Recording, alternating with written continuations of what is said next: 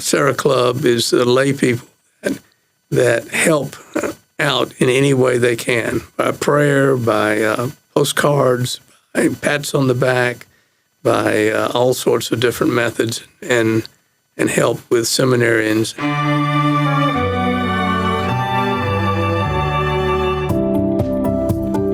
Hello again, everyone. My name's Ron Flights, and welcome to Faith in Business. And today we're delighted to have Jim Walton. Jim is an entrepreneur. Would that be fair to say? Well, sort of. Not really. Well, kind of. I mean, I was in the asphalt paving business most of my life, selling equipment for the asphalt paving, having come from a family that had a construction business, and older brother got a hold of the business, and I went off to sell the equipment around the world. And that started from my military experience in Germany, where I was obliged to learn the German language, or as one very top guy told me, or risk having to learn Vietnamese. And I said, well, the best choice is German. Yeah, right. I also met my wife in Germany. She's from Scotland. That's a big part of my faith because she's Catholic, and I was born the great-great-great-great-grandson of Reverend John Aiken, the first Methodist circuit riding preacher south of the Duck River in Tennessee. He died in 1813, so it's been a while, but he's buried at Pisgah Church in Hampshire, Tennessee, my maternal home growing up. And where would Hampshire be? Halfway between Columbia, Tennessee, and Hohenwald, Tennessee, going straight west in Murray County. Okay. Western edge of Murray County. I'll be darned. Lovely little place. They have a lot of nice vineyards there nowadays. Yeah, I know. We must have driven through it, my wife and I, because we've gone to the elephant sanctuary down there. Yeah. In Hohenwald. Yeah, you might get there through Hampshire. It's quite a nice little village. I'll be darned. So anyway, I was a Methodist. Met a lady in Germany named Anne from Scotland, and she was Catholic, and she's a big portion of my faith because she brought me into the Catholic Church.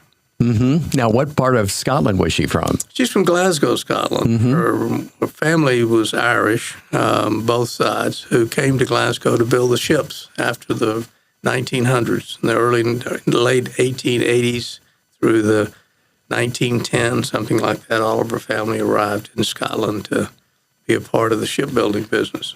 You know, my wife and I had the pleasure of being in Scotland, and Glasgow is one of the places we stopped, and I'd be there tomorrow. It's just such a beautiful country.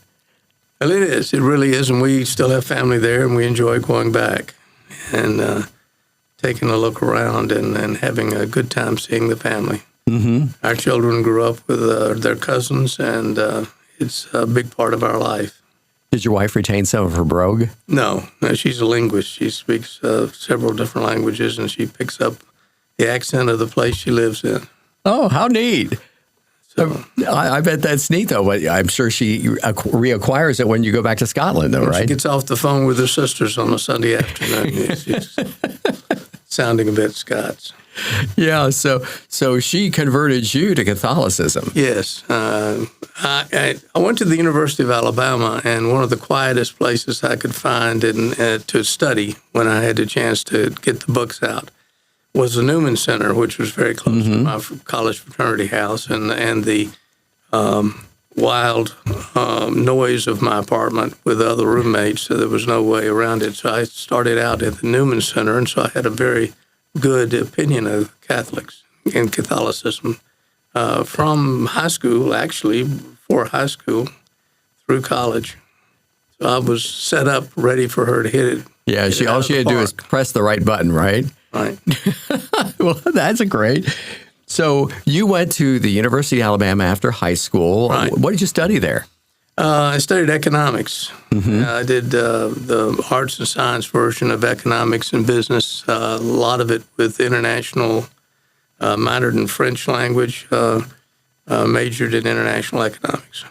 I see. Which kind of set me up for the import-export business.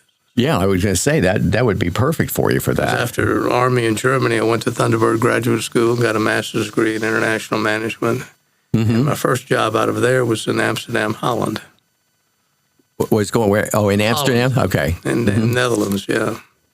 And there I was able to travel all over Africa, and then later on I was promoted and put into an office in Athens, Greece, an office that used to be in Beirut, but they had a civil war during these days, 1975. Yeah. So we relocated to Athens, Greece, and had a chance. Of which you were delighted at that point, I'm sure. Yeah, Athens, Greece is a beautiful place to live. Amazing. And got to travel to Tehran and Libya and Egypt and all over the Middle East, Tunisia and Algeria and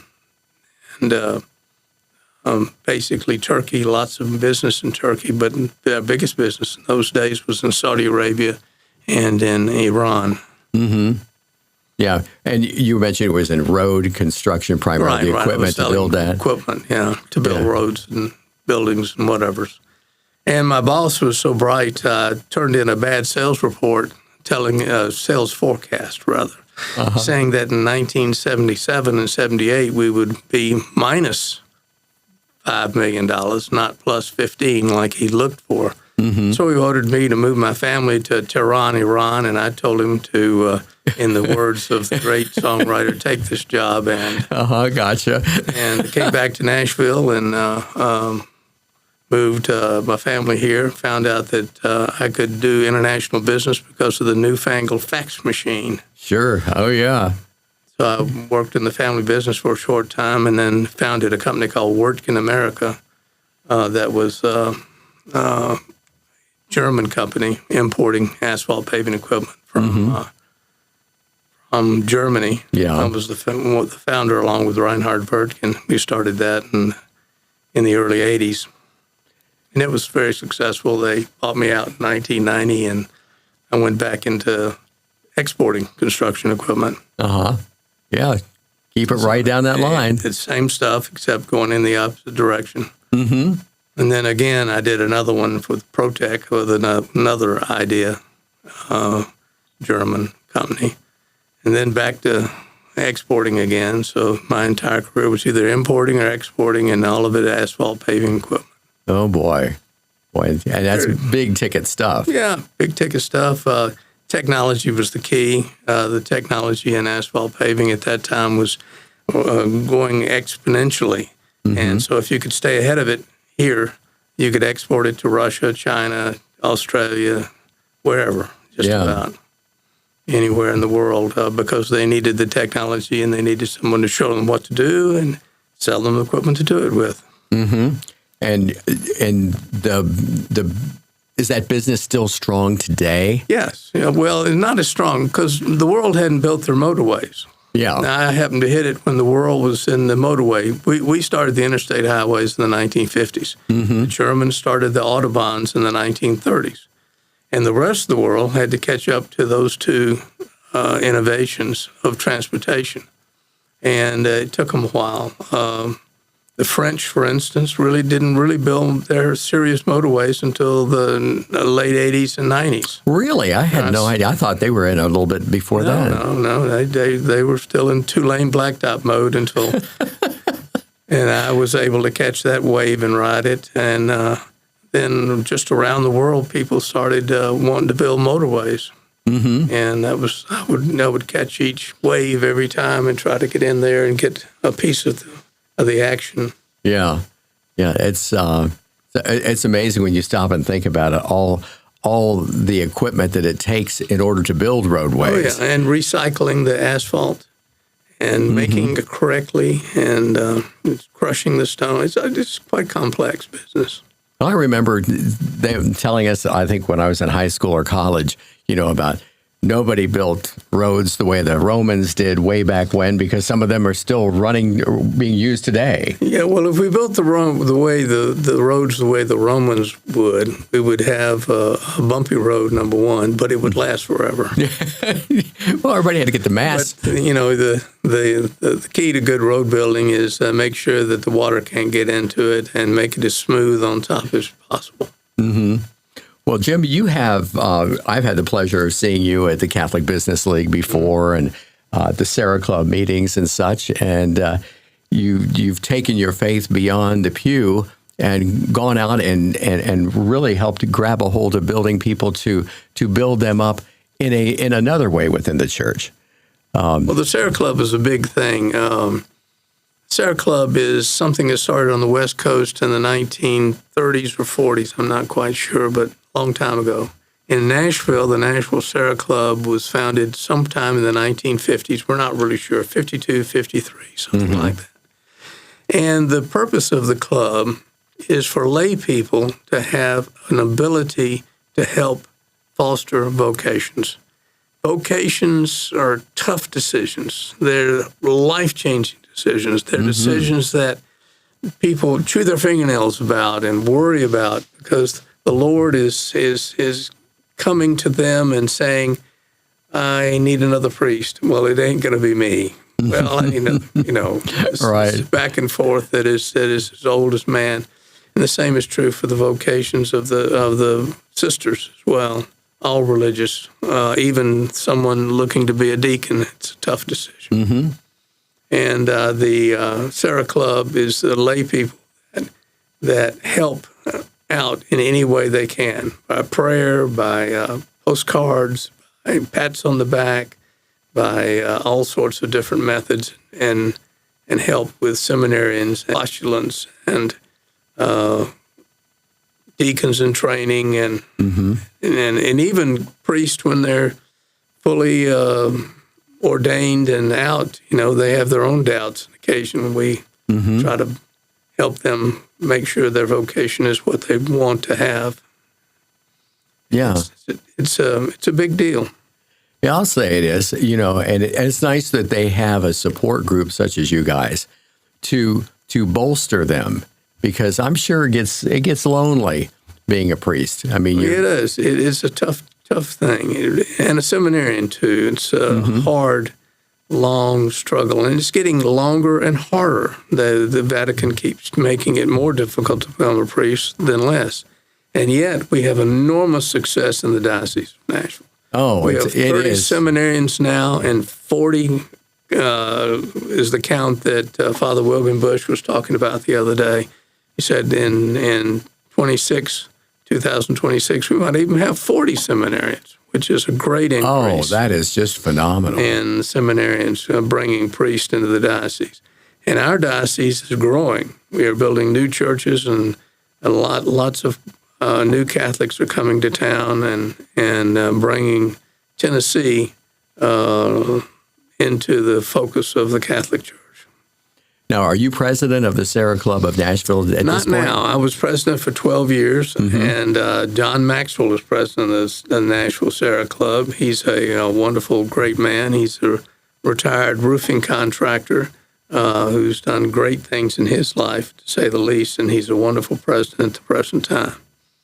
We're the Nashville Serra Club really covers Davidson County and all the churches within Davidson County, which is a lot. Oh, We're yeah. trying to grow.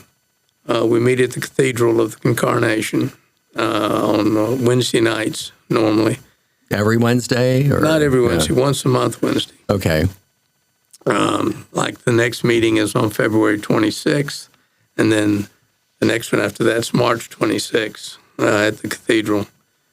And the Serra Club goes to the evening Mass, and then goes to the Fleming Center and has a potluck dinner and a speaker.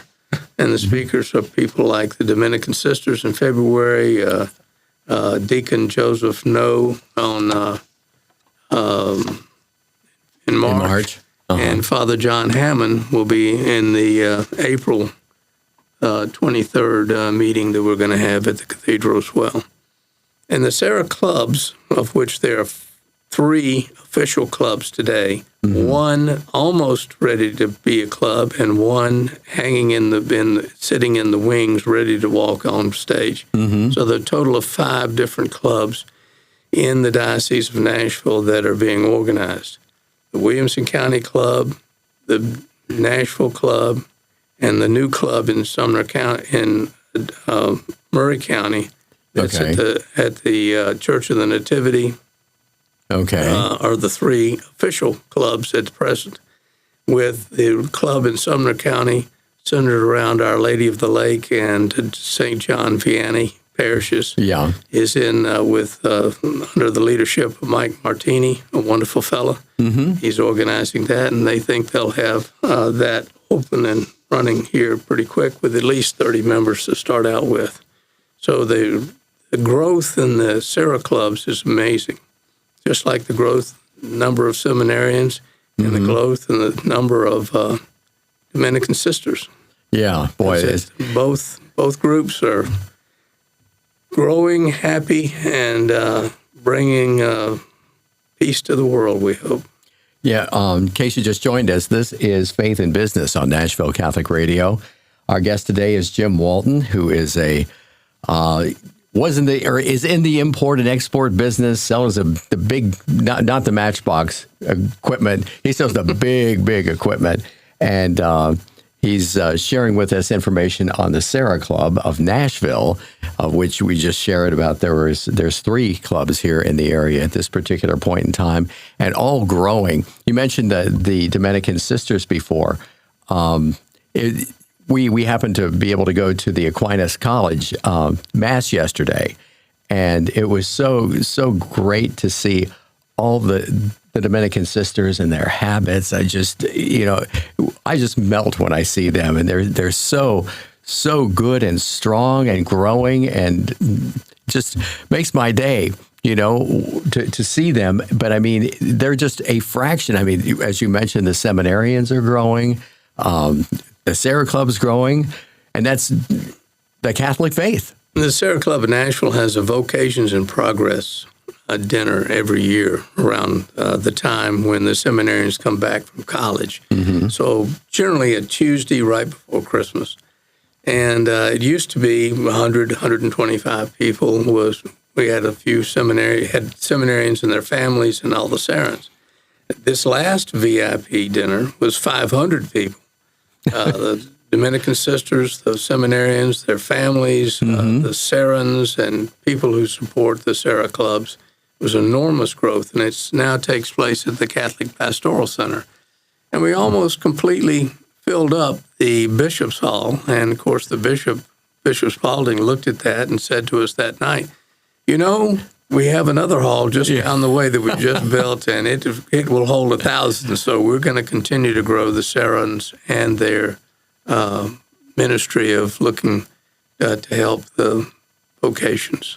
Oh, that's great. It's a wonderful evening, the VIP, and that's one of the 2 things the Serra Clubs of Nashville do for the Diocese of Nashville. The other one, we used to have what was called the Seminarian Educational Benefit Dinner, which was basically a fundraiser to help pay the tuitions for our seminarians. And now it's called Cor Jesu, which is, again, will happen in May. I think it's going to be on May the 20th in 2025.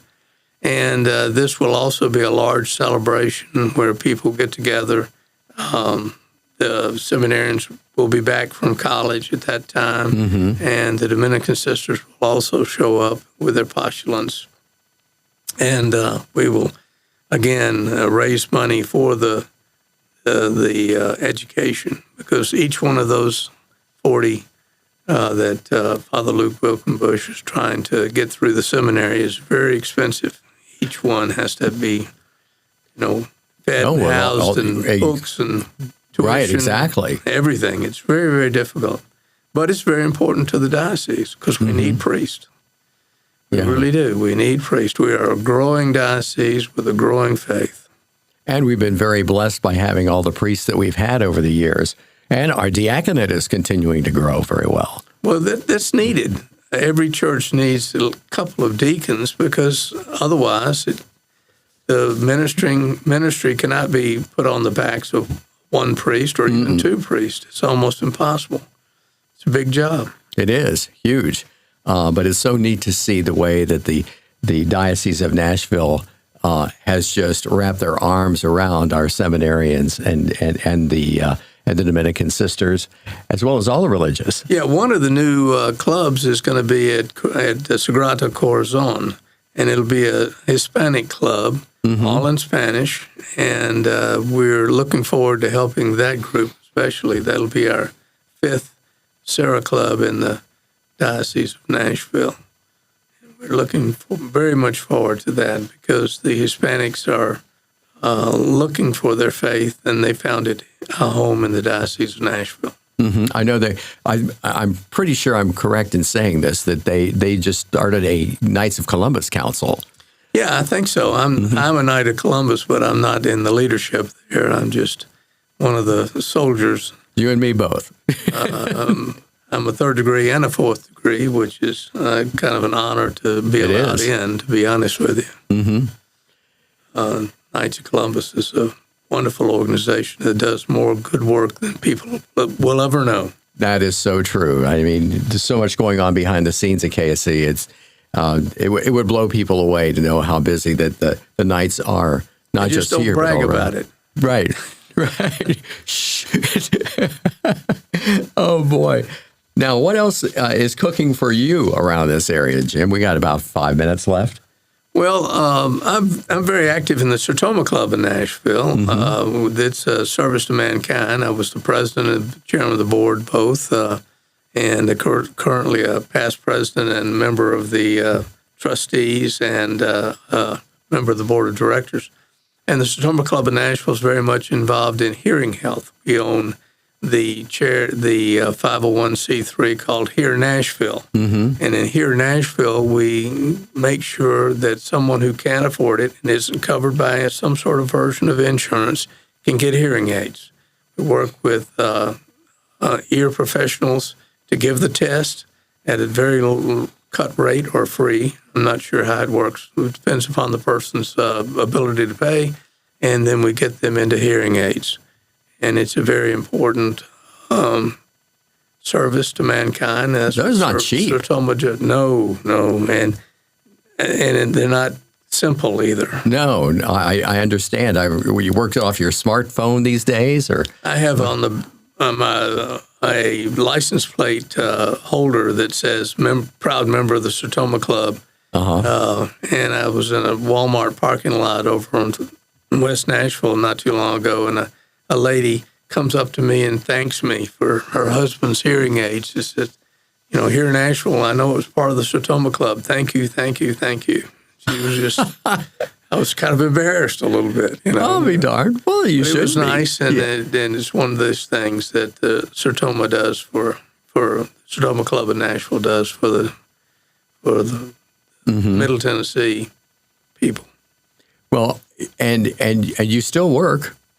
Well, I don't really. I have been real estate. That's not really work anymore. It was the fruit of long years of labor. Walton Business Park on the Brick Church Pike. Yeah, it's something that I developed using the property that my father's construction company. My father and mother had a construction company, Walton Construction Company, and we used the premises and turned it into a warehouse, a park, and done really well. Well, the reason I brought that up is because all through your career, you were very busy in working with the Serra Club, working with Sertoma and such like that.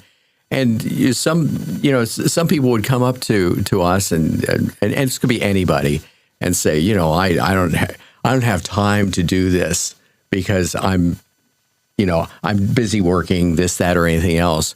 But yet you found the time, within your church framework and such, plus getting outside of it with Sertoma, to stick with it and really help make a difference, in the Christian Catholic community that we all live in here.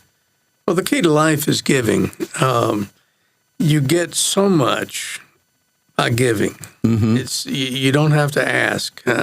Whatever you can do, if you can volunteer, find something that's fun to do. It's amazing what you can get back from just giving. It's a truism that's through Paul's letters of give to the world and get your reward. It's very, very, very true. God will grace you if you volunteer and help people. And Serra Club, Sertoma Club, other things that we do, it's just amazing how giving will bring you back rewards. I believe, but it's true. Yeah. Oh, I mean, I know the feeling myself, not nearly to the extent of volunteering the way that you do, because I see you everywhere. But it's very rewarding to give. And so many times people say, well, I give money. Yeah, but you give money and you give assistance too, to help build the person up. Yeah, I've had the wonderful opportunity of helping counsel people who are looking for jobs. And I always tell them this particular thing. You know already 99% more of one thing than everybody else in the world does. All you have to do is look into yourself and find out what that is. And if you can somehow match that with something you love doing, then you don't have to work for a living. And I've been very successful in helping people find themselves and then find a job, as opposed to finding them something that they could do, but something they wanted to do. I know in my own career, I love traveling the world. And I went to 122 different countries. And I didn't do business in all of those countries. Sometimes just walk through the airport. But I have friends that I talk to on a daily basis through WhatsApp in Russia, Ukraine, Beirut, Iran, Iraq, all over the place, Egypt, old clients and friends. I was talking to a man from Tunisia this morning who'd just gotten promoted. He and I worked together with Aztec Industries in the past, and just it was wonderful to be able to continue contact with my foreign friends. And so I enjoyed that portion of my work the most. Well, Jim, I could talk to you for hours. Unfortunately, it's a 27-minute program, so we have to say goodbye here. But Jim Walton, thank you so much for coming by Faith in Business here on Nashville Catholic Radio. We really appreciate it. You're very welcome. Y'all have a wonderful day.